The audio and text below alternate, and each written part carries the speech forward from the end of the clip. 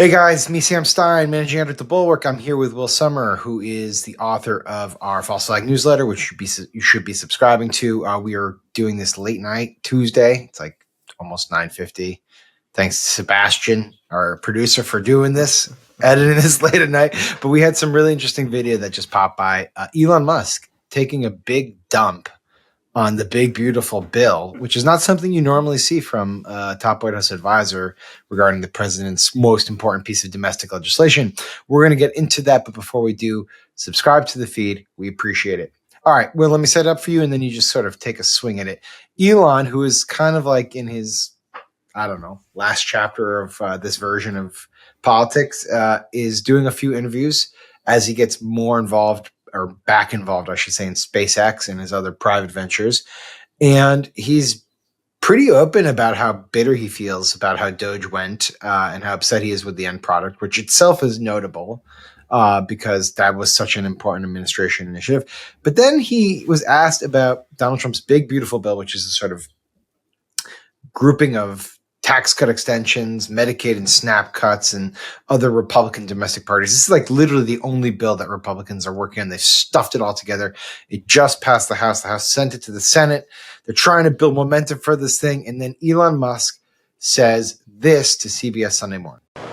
So, I was disappointed to see the massive spending bill, frankly, which increases the budget deficit, not just decrease it, and undermines the work that the Doge team is doing. I actually thought that when this big, beautiful bill came along. I mean, everything he's done on Doge gets wiped out in the first year. I think a bill can be big or it can be beautiful, but I don't know if it can be both. My personal opinion. Okay, what do you make of it?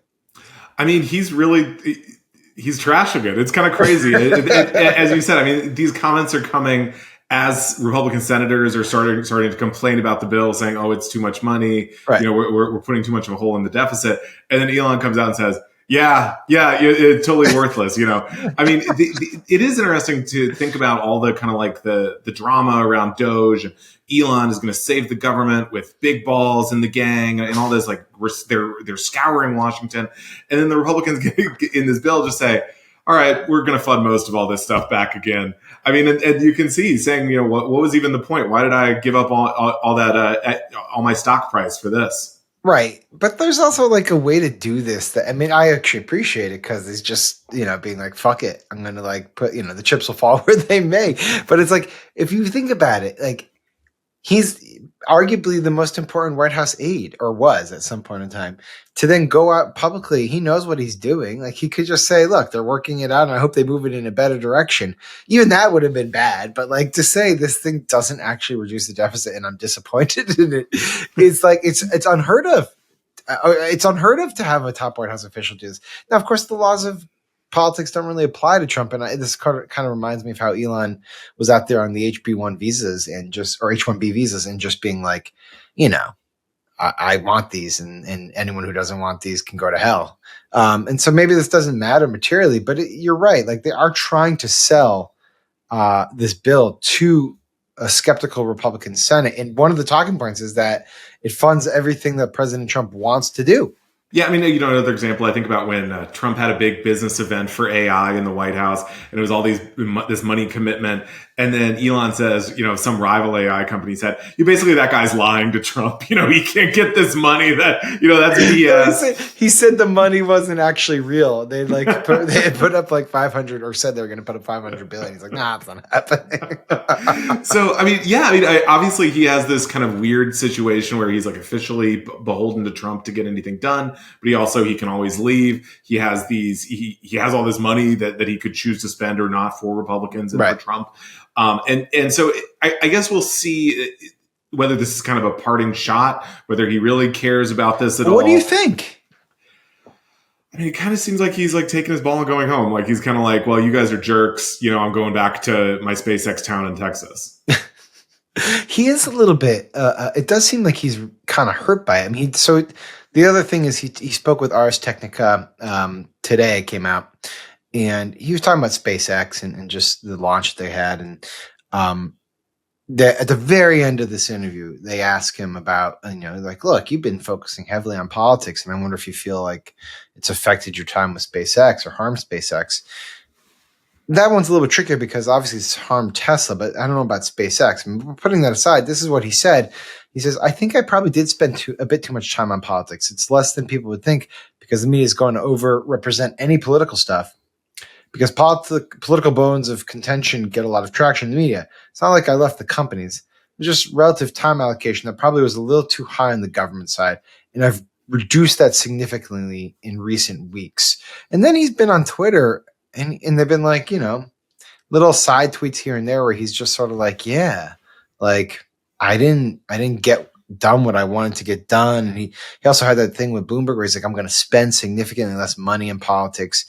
So it does seem like he's just sort of taking his ball and going home. And I wonder if this is like, well, you would know this, I guess. You followed the right wing media ecosystem extremely close. Like, it used to be like, it's like, are you an Elon person or are you a Trump person? But are like, does he have that fandom still on the right or no?